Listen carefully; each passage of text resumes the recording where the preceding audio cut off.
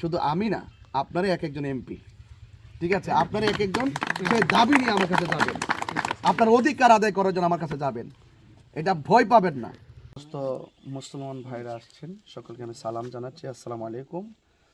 অন্যান্য ধর্মে যারা আছেন সকলকে আদাব এবং আশীর্বাদ জানাচ্ছি, এবং আমার জন্য আপনারা সবাই আশীর্বাদ রাখবেন। আজকে আমার পূর্বে অনেক বক্তারা অনেক বক্তব্য রেখেছেন নির্বাচন কেন্দ্রিক। আমি বড় কোনো আশ্বাস দেওয়া এগুলো আমি পছন্দ করি না। যে আশ্বাসটা মানুষের হৃদয়ে বিশ্বাস স্থাপন করতে পারে না, এই আশ্বাসটা মিথ্যা, ঠিক না? এই আশ্বাসটা কি মিথ্যা? আমি আপনাদের মাঝে বিশ্বাসী হয়ে থাকতে চাই। একটা কথা আমার খুব হার্টে লাগছে, আমার কলিজায় লাগছে, আমার হৃদয়ে লাগছে। সেই কথাটা হলো, এই যে রাস্তার কথা বলছেন আপনারা, এই রাস্তা দিয়ে মানুষ চলাফেরা করতে অনেক কষ্ট হয় বলছেন না আপনারা? এটা তো রেমা চা বাগানের 3 নম্বর ওয়ার্ড। তো আপনাদের যে রাস্তা অনেক কঠিন রাস্তা, এই রাস্তা দিয়ে যাওয়া যেমন কষ্ট, একটি কথা আমাকে ভাইজনে বক্তব্য দিল, ওই আপনি দিছিলেন, যে ডেলিভারিতে যে মহিলারা, মা বোনদের যে প্রেগনেন্সি হয়, এই রাস্তার কারণে অনেকাংশে তাদের কষ্ট হয়। এমনও অনেক হয় যে তারা এখানে ডেলিভারিতে যথাসময়ে তারা যেতে না পারে, এই রাস্তার কারণে তারা মারা গেছে। এটা আমার খুব কলিজায়, মানে খুব কষ্ট লাগছে। আমাকে বেশি বলতে হবে না, ইনশাল্লাহ আল্লাহ যদি আমাকে, আপনাদের আশীর্বাদ এবং সবার দোয়া যদি আল্লাহ যদি আমাকে নির্বাচিত করেন, আমি কথা দিয়ে যাচ্ছি, আমি যেটা বলি সেটা করি। আপনারা জানেন যে আমি বাংলাদেশের সম্প্রীতি নিয়ে কাজ করি। ইনশাল্লাহ এই রাস্তা দিয়ে আল্লাহ যদি আমাকে যদি দয়া করেন উপরওয়ালা, এই রাস্তা দিয়ে সবাই যেন নির্বিঘ্নে যেন চিকিৎসায় প্রয়োজনে যেতে পারে, সেই ব্যবস্থা আমি করে দিব।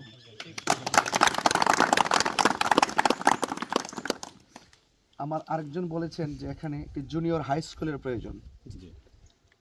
শিক্ষাই জাতির মেরুদণ্ড।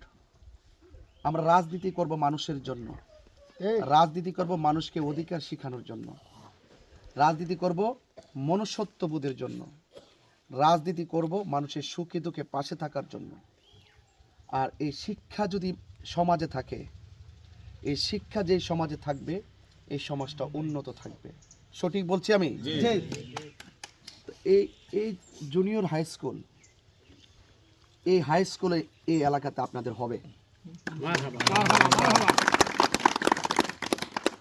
অবকাঠামোগত যত উন্নয়ন আছে, সে উন্নয়নের জন্য আমি সর্বোচ্চ সরকারের পক্ষ থেকে যে বাজেট আসে, এই বাজেট কি পকেটে এমপিদের পকেটে ঢোকানোর জন্য আসে না জনগণের জন্য?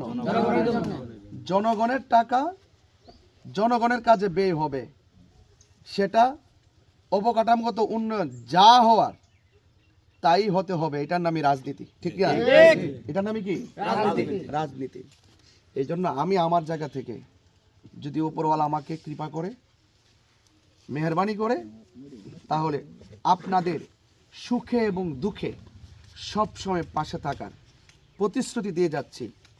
যেন আপনাদের পাশে আমি থাকতে পারি, সেই ব্যবস্থাটা আপনারা আপনাদের পক্ষ থেকে করে দিবেন। আর আমি ওয়াদা দিয়ে যাচ্ছি, আপনাদের পাশে থাকব, যেখানে কোনো হিংসা থাকবে না, নিন্দা থাকবে না, দূরত্ব থাকবে না। আপনিও মানুষ, আমিও মানুষ। আপনি আপনার ধর্ম পালন করবেন, আমি আমার ধর্ম পালন করব, কেউ কাউকে কোনো বাধা দিবে না, ঠিক আছে? সকলে মিলেমিশে আমরা থাকতে চাই কিনা? চাই কিনা?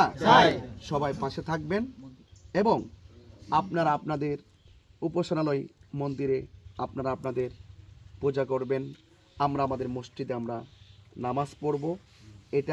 এটার নামই সম্প্রীতি, এটাই ইসলামের মূল শিক্ষা। জোর জবরদস্তি করার নাম ইসলাম নয়। একমাত্র আহলুস সুন্নাত ওয়াল জামাত, আমরা যারা এই যে সুন্নি জামাত রয়েছি, আমরা এই 53 বছরের ভিতরে আমরা প্রমাণ করতে সক্ষম হয়েছি যে একমাত্র এই দেশে শান্তিপ্রিয় দল হলো আল্লাহর ওলিদের মাজারকে যারা শ্রদ্ধা করে এবং যারা বিভিন্ন ধর্মের মানুষদেরকে সম্মান রেখে কথা বলে, এরাই হলো যারা মাজারকে সুরক্ষা করে, তারাই হলো দেশে শান্তিপ্রিয় লোক। আর যারা মাজার আক্রমণ করে, যারা বিভিন্ন ধরনের খুন করে, গুম করে, সন্ত্রাসী করে, দুর্নীতি করে, এদের মুখের কথা যত মিষ্টি হোক না কেন, তারা সত্যিকার অর্থে মানুষ না। তাহলে আপনারা পাশে আছেন তো? আমার দাদা ভাইরা পাশে আছেন তো? ইনশাল্লাহ বাসায় গিয়ে আমার দিদিরা যারা আছেন তাদেরকে আমার আশীর্বাদ দিবেন, আমার আদাব দিবেন এবং আপনারা পাশে থাকবেন। যেহেতু এবং আপনাদের যে আত্মীয় স্বজন তো অন্যান্য বাগানে আছে না? অন্যান্য বাগানে যে আত্মীয় স্বজন আছে তাদের কাছে আমার আদাব দিবেন এবং আপনারা আমার হয়ে আপনারা কাজ করবেন। মনে রাখবেন, যদি আমাকে এই জনপ্রতিনিধি হিসেবে যদি আমি আসতে পারি, মনে রাখবেন আপনারা শুধু আমি না, আপনারা এক একজন এমপি, ঠিক আছে? আপনারা এক একজন সেই দাবি নিয়ে আমার কাছে যাবেন, আপনার অধিকার আদায় করার জন্য আমার কাছে যাবেন। এটা ভয় পাবেন না। আমাদের দেখা যায় কি অনেক সময় আমরা ভয় পাই, অনেক সময় আছে না ভয় পাই, আছে কি না? অনেক সময় এমপির কাছে যাইতে ভয় করে, কাছে যেতে ভয় করে, এবং মানে এমন এমন সিকিউরিটি মনে হয় যেন হাতে ময়লা লেগে যাবে, এরকম অনেক সময় আছে না?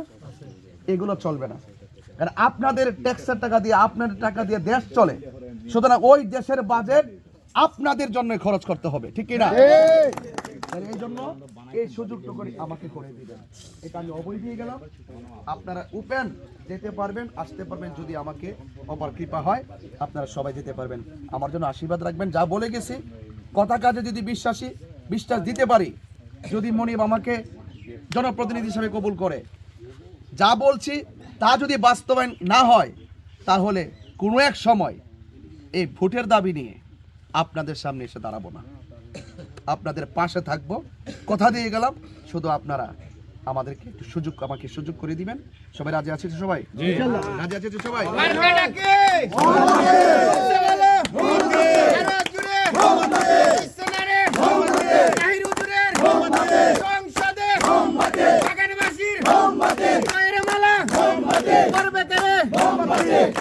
ঠিক আছে?